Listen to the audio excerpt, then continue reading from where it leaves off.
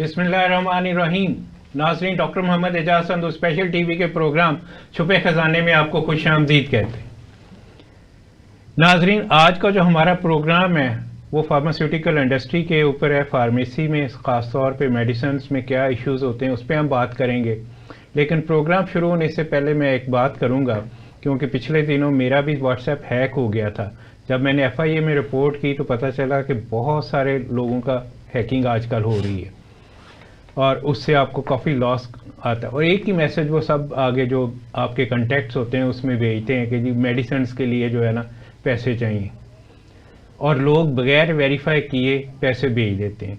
आपके पास ऐसा कोई भी मैसेज आए तो जिस नंबर से आए तो उसको पहले कॉल करके आप चेक करें। अगर आपकी बात हो तो फिर आगे बढ़ें। बगैर बात किए जो है ना आप उस पे प्रोसेस में ना जाएं। तो हैकिंग से बचने के लिए सबसे बेहतर तरीका यही है। दूसरा, अपने आप को सिक्योर करें हैकिंग से। उसके लिए जो आपके जो भी नेटवर्क है उसमें जो मेथड दिया हुआ उसको फॉलो करना चाहिए ताकि आप सिक्योर रहें अपने आप। अब मैं प्रोग्राम का बाकायदा आगाज़ करता हूं और प्रोफेसर डॉक्टर लुबना शाकर का मैं शुक्रिया अदा करता हूं कि उन्होंने टाइम निकाला, मेरे प्रोग्राम में आई। प्रिंसिपल हैं सहारा कॉलेज ऑफ फार्मेसी की नारोवाल में, और जो सहारा कॉलेज वालों ने मेडिकल कॉलेज के साथ बनाया हुआ है उसमें यह अहम रोल प्ले कर रही हैं। तो लुबना, फार्मेसी में ओवरऑल पहले हम एजुकेशन पे बात कर लेते हैं, क्योंकि मोस्टली यही देखा गया है कि फर्स्ट प्रायोरिटी लड़कियों की या लड़कों की मेडिकल होती है, डॉक्टर बनने की। फिर उसमें जो नहीं जा पाते उनके लिए ऑप्शंस हैं मुख्तलिफ, जिसमें से फार्मेसी नंबर 1 है। और फार्मेसी में पहले हमारी 4 इयर्स की एजुकेशन होती थी, फिर इसको भी डॉक्टर ऑफ फार्मेसी करके 5 इयर्स का कर दिया। और इसमें क्या क्या होता है? जो फार्मेसी एजुकेशन है इसमें 2 लेवल्स हैं। एक तो आपके अंडर ग्रेजुएट प्रोग्राम है जिसे हम कहते हैं डॉक्टर ऑफ फार्मेसी या बी फार्मेसी। कुछ साल पहले तक ये 4 साल प्रोग्राम था जिसे B pharmacy, bachelor in pharmacy कहते थे। अब ये डॉक्टर ऑफ फार्मेसी है, दैट इज 5 इयर्स प्रोग्राम। इसके अलावा अगर इससे निचले दर्जे पे आ जाएं तो फिर हमारे पास फार्मेसी टेक्नीशियंस होते हैं, फार्मेसी असिस्टेंट होते हैं, डिस्पेंसिंग टेक्नोलॉजी में आजकल FSC हो रही है। जो पंजाब मेडिकल फैकल्टी है वो एक 2 साल कोर्स ऑफर कर रही है जो कि FSC के इक्विवेलेंट होता है, लेकिन then its name is FSC in pharmacy dispensing. इसी तरह से FSC in physical therapy, FSC in OTT, FSC in MLT। तो ये FSC लेवल पे भी ये एजुकेशन है जिसे डिस्पेंसर या पुराने जमाने में जिन्हें डिस्पेंसर कहा जाता था। अच्छा, FSC इंटरमीडिएट बेसिकली इक्विवेलेंट है, ऑलमोस्ट इक्विवेलेंट है, लेकिन उसका एग्जाम इंटरमीडिएट बोर्ड वाले तो नहीं लेते, वो तो टेक्निकल बोर्ड में रख लेते हैं। वो पंजाब मेडिकल फैकल्टी खुद अनाउंस करके तो वो कॉल्स लेती है, रजिस्ट्रेशन वेरीफाई करवा के तो फिर वो एग्जाम्स लेते हैं। ऐसा ही है बिल्कुल। तो उसके बाद जो दूसरा प्रोग्राम है जिसमें हमारा रजिस्टर बी है, क्योंकि जो फार्मासिस्ट होता है दिस इज ए रजिस्टर। जो फार्मासिस्ट जब अपनी डिग्री कंप्लीट कर लेते हैं तो वो अपने आप को रजिस्टर कराते हैं, दैट इज रजिस्टर ए। लेकिन जो आपके आते हैं टेक्नीशियंस जो आते हैं वो अपने रजिस्टर बी में रजिस्टर होते हैं, ठीक है। उन्हें जो लाइसेंस मिलता है वो बी के रजिस्टर का होता है। तो that is a 2 years programme. इसकी डिग्री रिक्वायरमेंट जो है एंट्री लेवल पे वो मैट्रिक है, मैट्रिक विद द साइंस, और समटाइम कंप्यूटर साइंसेस को भी इंटरटेन कर लिया जाता है। तो उस प्रोग्राम के साथ आप आते हैं, आप एडमिशन लेते हैं, 2 साल आपने पढ़ना होता है। इसमें डिफरेंट सब्जेक्ट्स हैं, इसमें भी फिजियोलॉजी, एनाटमी, फार्मास्यूटिक्स, फार्माकोलॉजी, ये सारे सब्जेक्ट्स होते हैं। माइक्रोबायोलॉजी होती है, बायोकेमिस्ट्री होती है। तो ऑलमोस्ट लेकिन सिलेबस थोड़ा कम होता है, लोअर लेवल का होता है। तो फिर जब ये एग्जाम क्वालिफाई करते हैं और उसके बाद साथ साथ प्रैक्टिकल्स, 4 प्रैक्टिकल्स होते हैं, उन्हें क्वालिफाई करने के बाद आप जब अप्लाई करते हैं तो फिर फार्मेसी काउंसिल आपको रजिस्टर करती है और कैटेगरी देती है। राइट। कौंसल भी काफी बाद में आई थी, शुरू में तो कौंसल नहीं होती थी। हाँ, तब दूसरी रजिस्ट्रेशन बॉडीज थी जो रजिस्टर करती थी, जैसे HEC भी बाद में एकदम कमीशन के बाद जब आया HEC, तो HEC ने भी लेटर ऑन फिर आके टेकअप किया हायर एजुकेशन को इम्प्रूवमेंट की। तो काउंसिल भी जब एक्ट के तहत बनी तो बनने के बाद फिर उसने जो एक बेसिक एलिमेंट था, और स्पेशली जो पंजाब फार्मेसी काउंसिल के एक्ट के मुताबिक उनका जो काम है वो that is the registration of the pharmacist और फार्मेसी असिस्टेंट और टेक्नीशियंस। तो ये एक बेसिक रोल है उनका पंजाब में। सेंट्रल जो है वो ज्यादातर क्योंकि इंस्टीट्यूट्स को रजिस्टर कर रही होती है, वहाँ पे इंस्टीट्यूट को इटसेल्फ क्वालिफाई करता है, पहले सारी रिक्वायरमेंट्स और प्री रिक्विजिट्स पूरे करके अप्लाई करके। तो इंस्टीट्यूट्स के रजिस्ट्रेशन तो बेसिकली वहाँ पे हो रही होती हैं, लेकिन जो इंडिविजुअल फार्मासिस्टों की या टेक्नीशियंस की रजिस्ट्रेशन हैं वो पंजाब फार्मेसी काउंसिल करती है। उनके एग्जाम्स कंडक्ट कराना, उनकी डेट शीट्स, उनकी result announcements and other renewals वगैरह भी ये पंजाब फार्मेसी काउंसिल ही देख रही होती है। बिल्कुल ठीक। कौंसल की जब आपने बात की और उसमें आपने कहा कि एक्ट के थ्रू, अब इंटरेस्टिंगली यही बात है कि पहले पाकिस्तान इंजीनियरिंग काउंसिल होती थी जो एक्ट के थ्रू बनी थी, जैसे है। फिर उसके साथ आर्किटेक्चर वालों की बनी, वो भी एक्ट के थ्रू बनी, फार्मेसी वालों की बनी, वो भी एक्ट के थ्रू बनी। लेकिन और जो एक्रेडिटेशन बॉडी है जैसे नेशनल कंप्यूटिंग काउंसिल है और बिजनेस एक्रेडिटेशन, ये दोनों जो हैं, बल्कि उसमें और भी नर्सिंग भी एक्ट के थ्रू बनी, ऐसे ही है। लेकिन कुछ एक्ट के थ्रू नहीं बनी, वो एचईसी के अंडर आती। हाँ, वो भी एक डिबेट है कि जब एक्ट पे नहीं है तो वो कैसे वर्क कर रही हैं।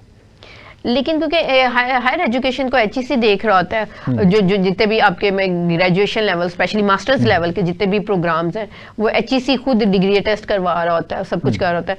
तो मे भी क्योंकि वो उनके अंडर है तो एचईसी उनको लेके चल रहा है, वो लोग काम करते हैं। अदरवाइज लीगली जो है ना, मतलब काफ़ी सारी यूनिवर्सिटीज़ या लोग ये कहते हैं कि इलीगल है, एक्ट के तहत नहीं बनी हुई थी, वो इलीगल है, वो लीगल नहीं है। ऐसे ही दैट्स मीन के लीगल होने के लिए एक्ट के थ्रू होना जरूरी है, ताकि विद प्रॉपर वर्किंग बॉडी हो जिसमें पूरी हायरार्की हो and they should work like that. अच्छा, उसके बाद एमफिल आपने किया, फिर पीएचडी की, 3 स्टेप। तो आपका रुझान इस तरफ कैसे आया कि पीएचडी करनी है? जब मैंने फार्मेसी की तो फार्मेसी मैंने 2006 में हमारे एग्जाम्स हुए, 7 में रिजल्ट आया, तो by chance I have applied for the scholarship of the HEC. उस वक्त तक मतलब जो हायर एजुकेशन के स्कॉलरशिप से वो आते थे और एडवर्टाइज होते थे वेबसाइट पे ही रोल हो रहे होते थे एडवर्टीजमेंट। तो I was just sitting and मैंने क्लिक किया और मैंने 1-2 प्रोग्राम्स में अप्लाई किया, जिसमें एक इंडिजिनस प्रोग्राम था, फेलोशिप प्रोग्राम था। तो जब मैंने उस पर अप्लाई किया तो आई गॉट क्वालिफाइड अल्हम्दुलिल्लाह। तो जब वो मुझे अवार्ड हुआ तो उसके बाद फिर मैंडेटरी था कि मैं एमफिल लीडिंग टू पीएचडी या पीएचडी की परस्यू करूं, तो फिर मुझे एडमिशन लेना पड़ा। तो उस वक्त मैंने कुछ इंस्टीट्यूट्स में अप्लाई किया क्योंकि मेरे पास ऑफर लेटर पहले आ गया था एचईसी का, और ये बाद में मैंने अप्लाई, एडमिशन बाद में हुआ। लेकिन वो क्योंकि वो रिक्विजिट था और एचईसी ने कहा कि आपने इतने ड्यूरेशन के अंदर अंदर आपने एडमिशन लेके अपना सारे जो लेटर्स हैं वो आप सबमिट करा दे। तो वो फिर इसलिए मैंने एडमिशन सिक्योर करवा के एडमिशन, फिर मैंने लेटर्स जो है वो एचईसी को डिस्पैच किए, उसके अगेंस्ट फिर मेरा स्कॉलरशिप आ गया। क्योंकि फिर वो एक लंबी जर्नी थी, it was a long journey, लेकिन उसमें बहुत ज़्यादा क्रेडिट मैं एचईसी को दूंगी। इसकी स्मूथ पॉलिसीज थी और जो फंडिंग्स थी उस दौरान वो बड़ी स्मूथली आती रही थ्रू आउट द कैरियर। तो मैंने फिर 2 स्कॉलरशिप से, एक इंडिजिनस फेलोशिप प्रोग्राम था 5000 वाला, बैच 4 में थी मैं, और उसके बाद इरसिप का भी स्कॉलरशिप मुझे near the completion of my degree मुझे फिर इरसिप में मैंने दोबारा अप्लाई किया। तो I got a chance for the Cambridge, और मैं कैम्ब्रिज गई रिसर्च में, जो मैं last phase of the research था वो फिर मैंने कैम्ब्रिज में अपने को सुपरवाइजर के साथ वहाँ कंप्लीट किया, that was doctor Suhail Ijaz. तो उन्होंने वहाँ से मुझे हेल्प किया। तो ये 2 स्कॉलरशिप थे, लेकिन ज़्यादा कि स्मूथ इसलिए रही मेरी जर्नी क्योंकि मुझे फंडिंग्स बहुत स्मूथली मिलती रही। बीच में एक छोटा सा टेन्योर आया था जिसमें कुछ अरसे के लिए फंडिंग्स रुकी, तो वो एक मिसहैप हुआ। लेकिन क्योंकि जैसे ही उन्होंने दोबारा रिलीज की तो we were done with the research and other things. Pharmaceutical education जो है ख़ास तौर पे वो क्यों इम्पोर्टेंट है? इस वक्त जो बहुत सारे फील्ड्स हैं, मतलब आप अगर एमबीबीएस की बात करें, नर्सिंग की इस वक्त टॉप ट्रेंडिंग है, one of the top trending profession is nursing. MBBS no doubt, उसमें कोई सेकंड थॉट नहीं है, वो आप लोगों का क्रेज है, पाकिस्तानियों का पर्टिकुलरली क्रेज है। अगर आप इन 2 फील्ड के साथ साथ फार्मेसी की बात करें तो globally, over the globe it is a emerging field. कुछ कंट्रीज में तो मैं कहूंगी कि जो डेवलप्ड कंट्री है there it has grown very well, no doubt. लेकिन जो डेवलपिंग कंट्रीज है लाइक पाकिस्तान, हमारी तरह के जो बांग्लादेश, इन मुल्कों में भी अब इसका ट्रेंड बहुत ज्यादा है क्योंकि आपको इजी एग्जिट मिल जाता है। आप यहाँ रजिस्टर होते हैं, साथ ही आप अप्लाई करते हैं और रजिस्ट्रेशन बॉडी के थ्रू आप बाय रजिस्टर हो जाते हैं। तो एक प्रोफेशनल डिग्री है, बाय लॉ आपको रिक्वायरमेंट होती है, आपकी रिटेल सेटअप है, आपका कम्युनिटी सेटअप है, हॉस्पिटल की रिक्वायरमेंट्स है, इवन आपकी इंडस्ट्री में भी फार्मासिस्ट बाय लॉ आपको चाहिए। आप रखेंगे तो आप अपना बिजनेस रन करेंगे। तो वो भी क्योंकि प्रोफेशनल डिग्री है, डिमांड बाय फोर्स है, और उसके बावजूद जो बहुत बड़ा एक एस्पेक्ट है कि लोग इसमें मल्टी डिसिप्लिनरी जॉब्स है। मतलब यही नहीं है कि आपने सिर्फ एकेडेमिया ज्वाइन कर लिया या आपने फार्मास्यूटिकल इंडस्ट्री में चले गए तो आप कहते हैं जी मैंने बस इंडस्ट्री में जॉब करनी थी और मैं इंडस्ट्री में करूंगा। लेकिन इंडस्ट्री में अगर आप जॉब नहीं भी करते तो आपके पास रिटेल का सेटअप आ जाता है, आप चले जाएं। आपने वो भी नहीं करना, आप एंटरप्रेन्योरशिप में चले जाएं, आप अपना सेटअप लगा लें, अपनी फार्मेसी बना लें, कम्युनिटी सेंटर बना ले। वो नहीं आपने करना, आप रेगुलेटरी बॉडीज में चले जाएं, drug regulatory body of the Pakistan जो है। इस तरह से डिफरेंट एस्पेक्ट्स हैं जहां आप काम कर सकते हैं, फोरेंसिक्स में काम कर सकते हैं। हॉस्पिटल में अब माशाल्लाह काफ़ी ज़्यादा इंडक्शन होती है फार्मासिस्ट की, तो एक मल्टी डिसिप्लिनरी होने की वजह से भी इसको एक बहुत पीक मिली। और अब तो बहुत सारे इंस्टीट्यूट्स हैं, they are in hundreds which are offering PharmD, जिसमें पब्लिक एंड प्राइवेट, फिर यूनिवर्सिटी लेवल पे भी ऑफर कर रहे हैं, फिर एक्रेडिटेड कॉलेजेस या एफिलिएटेड कॉलेजेस की फॉर्म में भी वो फार्मेसी एजुकेशन को ऑफर कर रहे हैं। और अभी लोगों का बहुत क्रेज है लोगों को फार्मेसी करने का। बिल्कुल, मतलब 2006 में मैं जब यूनिवर्सिटी ऑफ साउथ एशिया में रेक्टर था, वाइस चांसलर था, तो तब बहुत कम थे फार्मेसी के, हमने भी लॉन्च किया था तब वहाँ पे। लेकिन अब तो वो मशरूम ग्रोथ वाली साहब होगी। नहीं, ये लास्ट 3 to 4 years, मतलब नॉट फॉर लास्ट 3 years में एकदम से ना एक्सपोनेंशियल ग्रोथ हुई। मुझे समझ नहीं आई कि एक्सपोनेंशियल ग्रोथ की वजह कुछ पॉलिसीज का चेंज हो जाना, कुछ काउंसिल्स के लेवल पे, और रेगुलेटरी बॉडीज जो थी उन्होंने अपनी कुछ कंडीशंस को थोड़ा फ्लेक्सिबल किया। जब वो फ्लेक्सिबल किया और लोग जो आए उन्होंने फिर उनको जिस तरह से इम्प्लीमेंट करवाया, उसका एक बहुत बड़ा इम्पैक्ट पड़ा इंस्टीट्यूट्स पे। क्योंकि जो जितने इन्वेस्टर्स थे उन्होंने देखा क्योंकि ऑलरेडी एक शॉर्टेज थी, फार्मासिस्टों की भी शॉर्टेज थी और इंस्टीट्यूट्स की भी शॉर्टेज थी। आज से 4 या 5 साल पहले आपको प्राइवेट सेक्टर में भी फार्मासिस्ट की सीट इतनी आसानी से नहीं मिलती थी। You have to struggle for it, और मार्क्स देखे जाते थे, कॉन्टैक्ट्स देखे जाते थे। लेकिन फिर वो जब एक लोगों ने देख लिया था कि देयर इज अ शॉर्टेज, तो फिर उन्होंने इन्वेस्टर्स ने एकदम से इन्वेस्ट किया। जब हालात फेवरेबल हुए तो वो फेवरेबल हालात आपको पता है सबके लिए, तो वो फिर मौके से तो सब फायदा उठाता है, पाकिस्तान है। बिल्कुल सही कहा आपने। लेकिन इसमें जो इंटरेस्टिंग बात है वो ये है कि इस तरफ लोग इन्वेस्टमेंट के लिए इसलिए आए कि इसमें मार्जिन बहुत ज़्यादा निकल आया था। फीस क्योंकि ज़्यादा थी और उसके मुकाबले में एक्सपेंस कम होते थे, नंबर ऑफ सीट्स आपको ज़्यादा मिल जाती थी। नहीं, वो जो इन्वेस्टमेंट है ना वो टू टाइप्स है। That is one time investment. One time investment तो आपको इतना कुछ नहीं कहती, क्योंकि वो आपके अपने पास हो, आपकी बिल्डिंग है, आपका इंफ्रास्ट्रक्चर है, आपकी बुक्स है, आपका इक्विपमेंट है, तो वो तो आप इन्वेस्ट कर लेते हैं बड़े खुले दिल से। और जो रनिंग एक्सपेंसेस आ जाते हैं, ये जो जिसको कहते हैं, हाँ जी, ऑपरेशनल्स कह लें, उसमें आपके केमिकल्स और ग्लासवेयर हैं, तो वो भी आप किसी हद तक कंट्रोल करवा ही लेते हैं। तो वो नो डाउट आप सही कह रहे हैं कि ओवरऑल जो एक्सपेंस था ऑफ द प्रोग्राम वो कदरे कम था as compare to the fees structure. और जिनके पास सीटें मल्टीपल थी, हंड्रेड्स में थी, तो वो डेफिनेटली उनको ज्यादा उसका बेनिफिट मिला। और फार्मेसी में ज्यादा स्टूडेंट आने की वजह से और ज्यादा प्रोड्यूस होने की वजह से अल्टीमेटली जो इम्पैक्ट पड़ा टीचर्स के ऊपर, खास तौर पे उनको कम सैलरी पे रखा जाने लगा। वो तो आप देखें जहाँ भी सैचुरेशन होना शुरू होती है ना, जिस प्रोफेशन में भी सैचुरेशन होना शुरू, वहाँ फिर फायदा तो उठाया जाता है। तो वो अब डेफिनेटली अब एक सैचुरेशन आ रही है थोड़ी फार्मेसी में भी किसी हद तक। अब आपको जॉब ढूंढनी पड़ती है, वरना जिस वक्त हमने 2006 में या 5 में जब हम लोग ग्रेजुएट हुए थे, तो उस वक्त हमें इस तरह से जॉब्स के लिए नहीं भागना पड़ता था। समटाइम हमें रेफरेंस आ जाते थे, लोग बुलाते थे जी फलानी जगह पे जॉब है, आपने करनी, आप आ जाए। तो अब तो खैर सैचुरेशन है, तो वो डेफिनेटली जब इतनी सैचुरेशन, फिर मास्टर्स लेवल पे एजुकेशन बहुत कॉमन हुई, कुछ पॉलिसीज चेंज हुई, लोगों की अवेयरनेस ने एक बहुत बड़ा रोल प्ले किया।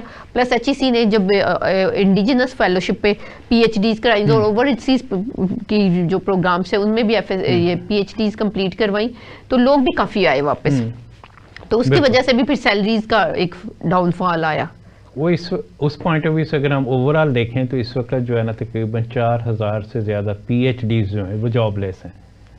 वो डिफरेंट प्रोग्राम्स में इंस्टीट्यूट्स की एक्सपोनेंशियल ग्रोथ हुई है, लेकिन इसके बावजूद जो है ना PhDs जॉबलेस हैं। उसकी वजह यह है कि इंस्टीट्यूट्स को जिस तरह से HEC ने स्ट्रिक्टली कहा कि आप PhDs को इंडक्ट करें, और जिस लेवल पे कहा, अब HEC ने देखें ना, आप अगर असिस्टेंट प्रोफेसर हायर कर रहे हैं तो असिस्टेंट प्रोफेसर के लिए उन्होंने मिनिमम रिक्वायरमेंट PhD कर दी। अब आप MS लेवल को हायर कर नहीं सकते आप यूनिवर्सिटी लेवल पे। अब इन द कमिंग ईयर्स उनका लेक्चरर का भी यही है कि लेक्चरर भी मिनिमम रिक्वायरमेंट जो वो PhD हो, अगर PhD है तो वो यूनिवर्सिटी लेवल पे आके पढ़ाए, वरना मास्टर्स लेवल का बंदा या MS हो या MPhil हो वो ना पढ़े। तो HEC ने बड़ी स्ट्रिंजेंट और बड़ी रिजिड पॉलिसीज बनाई, लेकिन वो किसी हद तक उन पे इम्प्लीमेंटेशन उस तरह से शायद नहीं करवा सके, और वो जो क्वालिटी सर्विसेज और क्वालिटी एजुकेशन चाहिए थी वो नहीं हो सकी। अगर अभी भी आप यकीन करें कि जिस तरह से HEC की जो पॉलिसीज हैं या जो काउंसिल के जो सेट स्टैंडर्ड्स हैं, आप इंडक्शंस उन लेवल्स पे, उन स्टैंडर्ड्स पे ले जाए, तो मेरा ख्याल है कि ये सारा जो आप बता रहे हैं कि इतने PhDs जॉबलेस हैं वो नहीं होंगे। बिल्कुल आपने ठीक कहा। पॉलिसीज़ का तो ओवरऑल पाकिस्तान में हमेशा इशू रहा है। मैं अगर शुरू से बात करूं, जब पॉलिसी बनना शुरू हुई थी पाकिस्तान की one of the best policies in the world produce, लेकिन इम्प्लीमेंटेशन में फिर हमारी ही पॉलिसीज़ को फॉर एग्जांपल कोरिया ने डिटो कॉपी किया और वो कहाँ का कहाँ चला गया। इवन जापान ने, चाइना ने, सिंगापुर ने, बेशुमार कंट्रीज़ हैं जिन्होंने हमारी पॉलिसीज़ को अडॉप्ट किया और वो आगे निकल गए, और उसकी रीज़न ही यही थी कि उनका इम्प्लीमेंटेशन बड़ा स्ट्रॉन्ग था। हम इम्प्लीमेंटेशन में हमेशा वीक रहे, जिसकी वजह से ओवरऑल प्रॉब्लम आती है। एब्सोल्युटली राइट, आपने बिल्कुल सही कहा कि इम्प्लीमेंटेशन हमारी पुअर है या ना होने के बराबर है। और फिर दूसरा जो इम्प्लीमेंटेशन नहीं है वो तो एक तरफ, दूसरा हम अपनी गलतियों से भी नहीं सीखते ना, हम अपनी सक्सेस से सीखते हैं। पाकिस्तानी कौम का एक कलम ये है कि ना तो वो अपनी सक्सेस से सीखते हैं ना अपने फेलियर से सीखते हैं। वो हालात पे डाल देते फलाना इसकी वजह से हुआ, फलानी पॉलिसी, मतलब they never let it think कि हमें देखना है कि किन पॉइंट्स पे हमने फेलियर हमें आगे हिट किया है। तो अगर आप पॉलिसीज बना लेते हैं तो डेफिनेटली उसकी इम्प्लीमेंटेशन की स्ट्रेटेजिकली उसकी अकॉर्डिंग करें, उसके जो फिगर्स हैं उनको आप चार्ट आउट करें, और फिर आप देखेंगे वाकई आपने किया भी है कि नहीं किया। तो एक तो हमारे पास जो लैकिंग है बहुत ज़्यादा, वो ये है कि जी हम इम्प्लीमेंटेशन ही नहीं कर रहे, और जो थोड़ी बहुत पुअर सी इम्प्लीमेंटेशन हो रही है उससे भी सबक नहीं लिया जाता, बल्कि हम ऑल ऑफ द सडन कहते हैं कि जी नई पॉलिसी आ जाए। अब आप हायर एजुकेशन लेवल पे भी देखें अगर तो HEC ने ही PhD पॉलिसीज को कुछ पिछले 5 सालों में मेरे ख्याल 3-4 बार रिवाइज कर दिया। मतलब कि पॉलिसी आई फिर आई 21 में आई PhD पॉलिसी आई, फिर उसके खिलाफ लोग कोर्ट में चले गए, फिर दोबारा से जी नई PhD पॉलिसीज आ गई, फिर अंडर ग्रेजुएट्स की पॉलिसीज आ गई, फिर PhD। तो वो जो 3 सालों में तो शायद आप ट्रूली उसको इम्प्लीमेंट भी नहीं कर पाते, और आप उसके जो स्टैटिस्टिक्स हैं उसको कैलकुलेट नहीं कर पाए होते, तो आप नई पॉलिसी भी दे देते हैं। और फिर हमारी जो पॉलिसी अब जो ट्रेंड सेट हुआ ये है कि आप कोई भी पॉलिसी बनवा रहे हैं, चाहे वो किसी भी लेवल पे है, कोई भी आपका जो रेगुलेटरी बॉडीज़ हैं या जो आपकी गवर्निंग बॉडीज़ हैं, वो उसको ना बाहर के मॉडल्स को एज सच कॉपी करते हैं, उनको ही ब्लैक एंड वाइट में प्रिंट किया जाता है और कहा जाता है जी यहाँ इम्प्लीमेंट कर दिया जाए ये सारा कुछ। तो वो उस हद तक मेरा नहीं ख्याल कि हमारा इन्वायरमेंट उस तरह से उसको अलाउ करता है या उसका कोई सक्सेस रेट आएगा हमारे पास। ये आपने बहुत सही बात की है, क्योंकि हमारा तो काम ही पॉलिसी बनाने वाला है, पॉलिसी मेकिंग। हमारा इंस्टीट्यूट ही पॉलिसी इंस्टीट्यूट ऐसे ही है, पॉलिसी मेकिंग है। हम उसको कहते ग्राउंड रियलिटीज को सामने रखते हुए, स्टेक होल्डर्स को सामने रखते हुए हम पॉलिसी नहीं बनाते। हम एक ट्रायल कर रहे होते हैं। मतलब इंडस्ट्रियल रेवोल्यूशन 5 की बात करते हैं तो उसमें लिखा हुआ है कि people centred approach. That's mean कि आपने कोई भी काम करना है तो आपने ये देखना है कि पब्लिक की इन्वॉल्वमेंट क्या होगी। पब्लिक को इन्वॉल्व किए बगैर अगर आप कोई भी पॉलिसी बनाएंगे तो वो फेल ही होगी, वो कभी भी कामयाब नहीं होगी। तो जब तक आप स्टेक होल्डर्स को ऑनबोर्ड नहीं करते आपकी अच्छी पॉलिसी नहीं बन सकती। अब देखना स्टूडेंट है ना, हमारा एक स्टेक होल्डर स्टूडेंट होता है, आपका ऑनर है, आपके टीचर्स हैं, फिर आपका लाइक स्टूडेंट एक बहुत बड़ा स्टेक होल्डर है। लेकिन मुझे नहीं लगता कि कोई भी यूनिवर्सिटी एक ट्रू लेवल पे स्टूडेंट रिप्रेजेंटेशन ले रही होगी किसी भी मीटिंग में, ना वो BOS में स्टूडेंट्स की उतनी रिप्रेजेंटेशन है, परहैप्स प्रैक्टिकली तो बिल्कुल ही नहीं है, लेकिन हो सकता है डॉक्यूमेंटेशन में नाम लिख देते हो।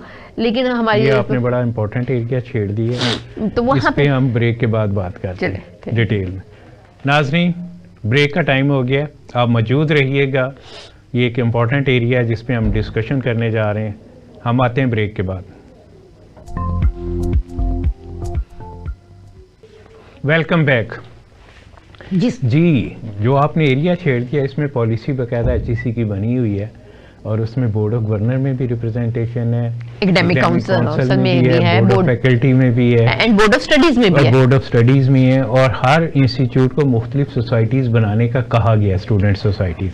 क्योंकि student is one of the main stake holder. Ultimately जो बेनिफिट है या जो आपका प्रोडक्ट है ना, यूनिवर्सिटीज की बात की जाए, इंस्टीट्यूट्स की बात की जाए, अगर मैं इंडस्ट्री की बात करूं तो फार्मास्यूटिकल इंडस्ट्री का एंड प्रोडक्ट क्या होगा? एक मेडिसिन होगी, किसी सोप इंडस्ट्री का एक सोप होगा, तो उसकी लाइफ बहुत शॉर्ट होती है। सोप है, कैंडी है, इवन चॉकलेट एक प्रोडक्ट है, तो उसकी लाइफ वो शेल्फ लाइफ होती है और शेल्फ लाइफ के बाद इट गॉट एक्सपायर्ड। लेकिन जब आप इंस्टीट्यूट या एजुकेशन की बात करते हैं तो आपका प्रोडक्ट एक लिविंग इंडिविजुअल है। इट इज द वन जो कि कई साल जब तक उसकी जिंदगी है वो आपको फॉर लाइफ आपको रिप्रेजेंट करेगा, और फिर उसके जो पॉजिटिव और नेगेटिव इम्पैक्ट्स हैं वो आपको आते रहेंगे, आप सुनते रहेंगे, आपको मिलते रहेंगे। तो ये एक बहुत बड़ा एरिया है जहाँ पे हमें वर्किंग करने की जरूरत है। तो यहाँ पे भी जो स्टूडेंट है उसकी जब तक ट्रू रिप्रेजेंटेशन नहीं होगी, और फिर स्टूडेंट की वो रिप्रेजेंटेशन जहाँ उसके इनपुट्स को भी कंसिडर किया जाए, ये नहीं कि सिर्फ आप उसे बिठा दें, आप उसकी अटेंडेंस मार्क करवा दें, और वो जो एलएस हो, वो कोई भी एक XYZ स्टूडेंट हो, वो जो एलएस होगा वो भी उसकी सिलेक्शन भी एक प्रॉपर चैनल के थ्रू हो, और वो इतना एक्टिव हो और इतना विजिलेंट हो कि वो अपना इनपुट दे सके, और फिर वो प्रैक्टिकली उन चीज़ों को फिर इम्प्लीमेंट किया जाए। वही आपके वाली बात कि पॉलिसीज तो बन जाती है, इम्प्लीमेंटेशन इज पुअर। इस पे मैं अक्सर बात करता हूँ कि जिस तरह हम इंडस्ट्री के पॉइंट ऑफ व्यू से या इंडस्ट्रियल रेवोल्यूशन 5 की हम बात करते हैं या सोसाइटी 5 की बात करते हैं कि पीपल सेंटर्ड अप्रोच, तो यहाँ पे स्टूडेंट सेंटर्ड अप्रोच होनी चाहिए। जी, स्टूडेंट सेंटर्ड अप्रोच होनी चाहिए, क्योंकि वो जब आप स्ट्रेटेजिक प्लान बिल्ड करते हैं तो उसमें नंबर 1 स्टूडेंट है, फिर बाकी चीज़ें हैं, फिर आपकी फैसिलिटीज़ क्या हैं, आपकी फैकल्टी क्या है, आपकी रिसर्च क्या है, वो सारी चीज़ें बाद में। ऐसे ही है, क्योंकि सब कुछ किसके लिए है? स्टूडेंट के लिए।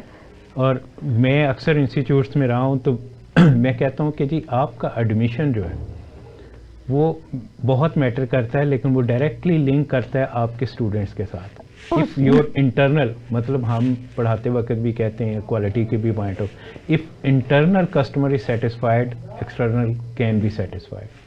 वो एम्बेसडर बनता है। इंटरनली सेटिस्फाइड नहीं तो एक्सटर्नल कहाँ से सेटिस्फाइड है? बिल्कुल सही कह रहे हैं आप। जो आपका स्टूडेंट होता है वो आपका एम्बेसडर होता है, और जो एम्बेसडर होता है वो आपको फिर रिप्रेजेंट करना शुरू करता है। तो जो स्टूडेंट सेटिस्फेक्शन लेवल है दैट इज वेरी इंपॉर्टेंट। अच्छा, ये प्राइवेट सेक्टर में सेटिस्फेक्शन लेवल तो इंपॉर्टेंट है ही, पब्लिक सेक्टर में भी इवन वहाँ पे अगर आपकी डिग्री डिले हो रही है या आप बहुत लेंथी प्रोसेसेस में इन्वॉल्व हो गए हैं या आपकी कुछ और कॉजेज हैं जो आपका स्टूडेंट सेटिस्फाइड नहीं है, लेकिन चाहे पब्लिक सेक्टर है चाहे प्राइवेट सेक्टर है, student satisfaction is very important. क्योंकि अगर ये एलिमेंट आप निकाल दें तो वो फिर आपकी रिप्यूट भी सफ़र करती है और आपकी ग्रोथ भी सफ़र करती है, क्योंकि growth is linked with your repute.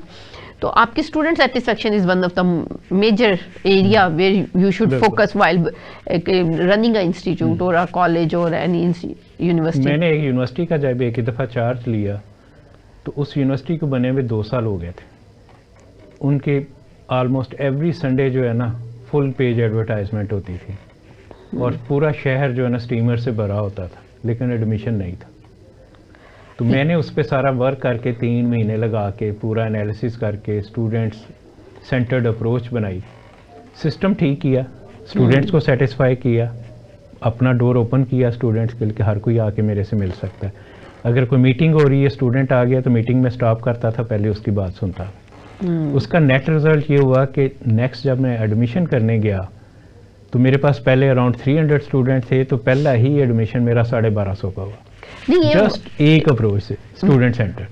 नहीं, दैट्स फैक्ट। जब स्टूडेंट सेटिस्फाई होगा तो वो आपका वो मल्टीप्लाई होता है, वो मल्टीप्लाई। हमारे ना ड्रग्स में एक होता है सिनर्जिस्टिक इफेक्ट, दैट इज 1 + 1 = 2। तो जो आपके एडिटिव इफेक्ट होता है दैट इज 1 + 1 = 2, और सिनर्जिस्टिक 1 + 1 = 11। तो जो ये सिनर्जिज्म है ना, ये आप एक्चुअली देखते हैं स्टूडेंट बॉडी में। अगर आपका एक स्टूडेंट सेटिस्फाइड है तो वो मे बी 11 या 10 को लेके आएगा, और अगर वो सेटिस्फाइड नहीं है तो डेफिनेटली वो फिर आपकी मल्टीप्लाई होगा ही नहीं, तो माइनस में जाएगा। माइनस में तो जाएगा फिर वो तो अल्टीमेट सी बात। तो हमें इस एरिया पे भी फोकस करना चाहिए। हमारे जैसे बहुत सारे एरियाज हमारे मुल्क में ओवरऑल एक जो अप्रोच है इस वक्त वो डाउनफॉल है। Not only the education department but ever the department is, वो सारे डाउनफॉल की तरफ जा रहे हैं। इवन आप जो स्कूल्स की प्राइवेटाइजेशन देख लें, वो भी एक अलमिया बना हुआ है इस वक्त। प्राइमरी लेवल पे भी पैथेटिक सिचुएशन है। अगर आप कॉलेज लेवल देख लें तो वो भी डेफिनेटली, हमारे कोर्स सिलेबस देख लें तो वो भी हमारे अपडेटेड नहीं है। सिलेबाई अगर अपडेट हो या करिकुलम रिवीजन एक प्रॉपर हो रही हो।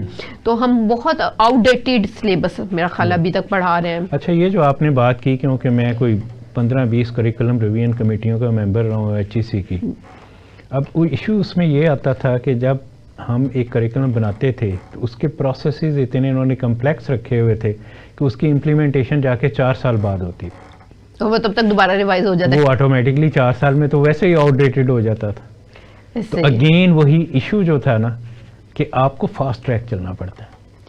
आपने आज बनाया है तो वो कल इम्प्लीमेंट हो जाना चाहिए, ये नहीं है कि वो आज से 4 साल बाद 5 साल, तो वो आउटडेटेड ऑलरेडी हो जाता है। अब बड़ी तेज़ी से आउटडेटेड हो रही हैं चीज़ें, आपका मोबाइल 6 महीने में आउटडेटेड हो जाता है ऐसे। तो अभी जो AI का दौर आ रहा है, जो नियर फ्यूचर में जो हमारे पास एक बहुत बड़ा ब्लास्ट होगा, वो AI की वजह से है। और इस वक्त हमारी जो जनरेशन थी वो तो किसी और लेवल पे है, लेकिन जो हमारी आने वाली जनरेशन हैं, they will have the toughest time. उनका मुकाबला हमारे दौर में तो इंसान का मुकाबला इंसान के साथ था, टॉपर का एक एवरेज स्टूडेंट के साथ था, या एवरेज का फेलियर के साथ, फेलियर का एवरेज के साथ था। तो इंसान के साथ जब एक कंपटीशन में था ना, तो ग्रोथ पॉसिबिलिटी थी। लेकिन अब जो AI आपके साथ compete करेगा आने वाले कुछ सालों में और एकदम से ड्रास्टिकली करेगा, तो वहाँ मुझे लगता है कि बहुत ज़्यादा चेंजेस आ जाएंगे। क्योंकि आने वाले कुछ दौर जो है, मतलब कुछ सालों तक डिग्री की रिक्वायरमेंट ख़त्म हो जाएगी।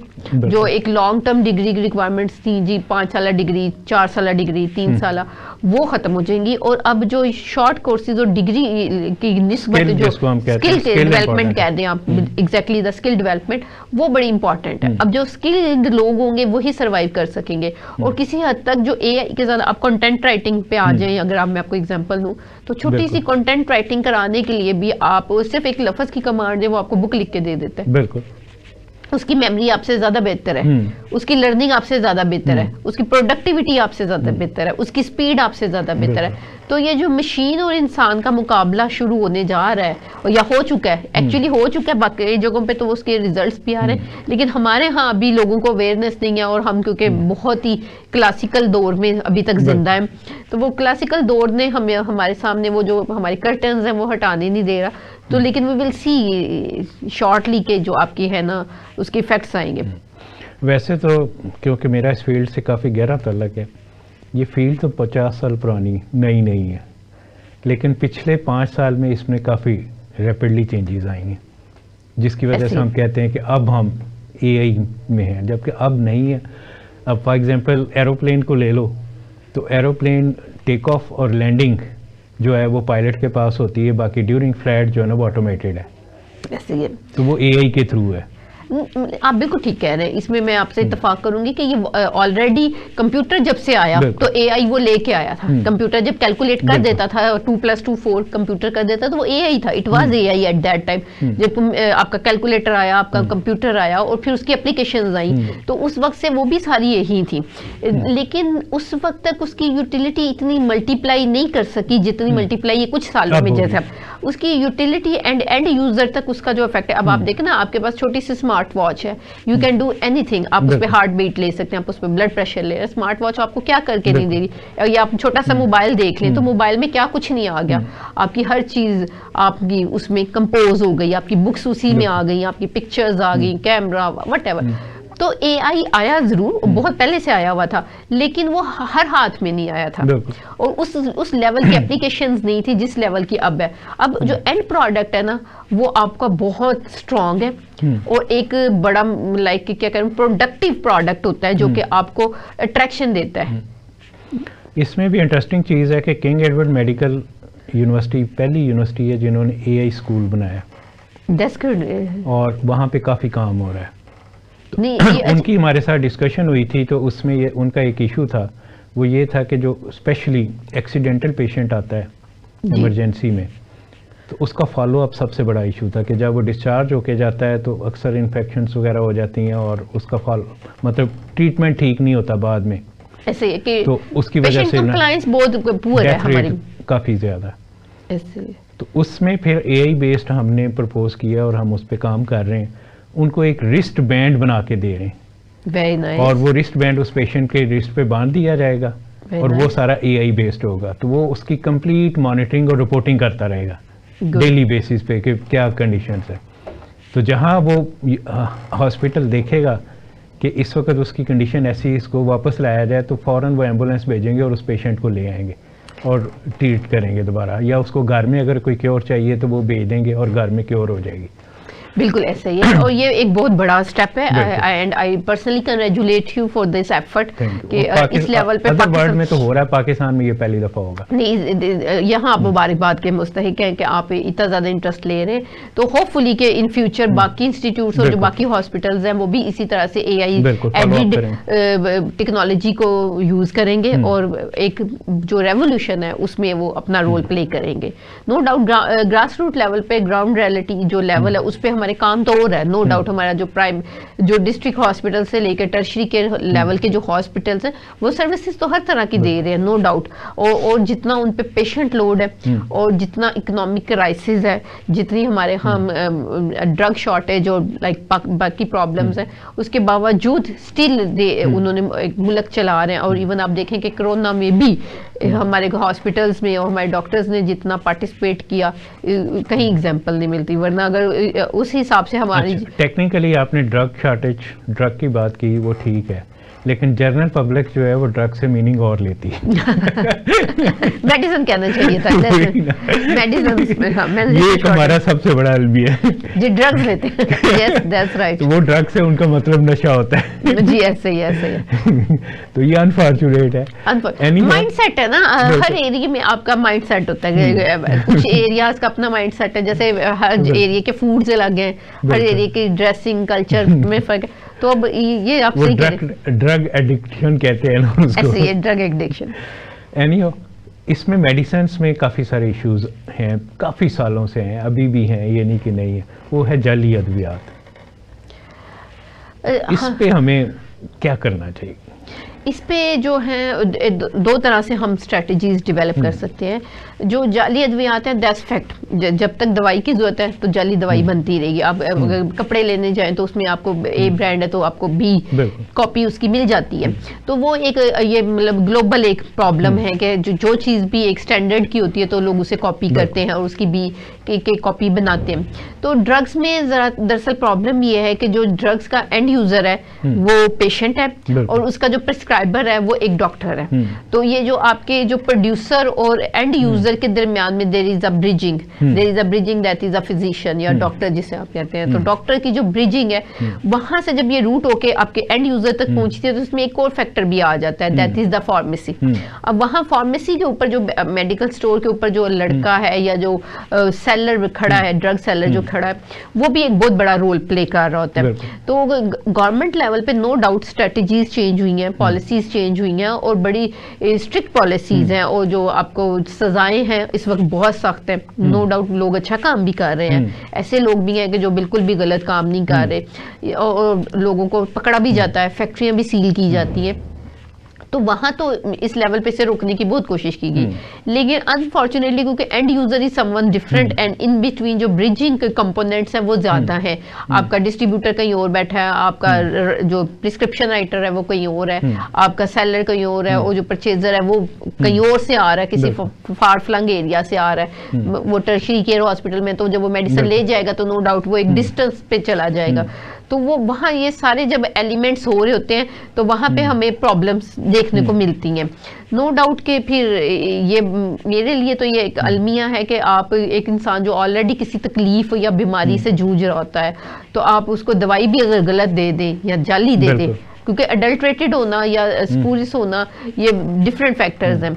तो लेकिन जाली दवाई तो फिर आप उसको मौत ही खरीद के दे रहे हैं, क्योंकि अब जो दवाई खरीदना ही आजकल इतना मुश्किल हो गया है, नो डाउट जब से रॉ मटेरियल की शॉर्टेज की वजह से। तो अब अगर आप उसको जाली दे दें तो फिर आप सोचें आप उसके साथ क्या कर रहे हैं, फिर तो आपने उसको मौत दी ना। वही जुल्म कर रहे हैं। लेकिन इसमें भी मतलब मेरे एक रिलेटिव थे, उनके घर में गया तो वो मुझे कहती हैं कि जी ये मैं मेडिसिन यूज़ कर रही हूँ लेकिन फ़र्क नहीं पड़ रहा।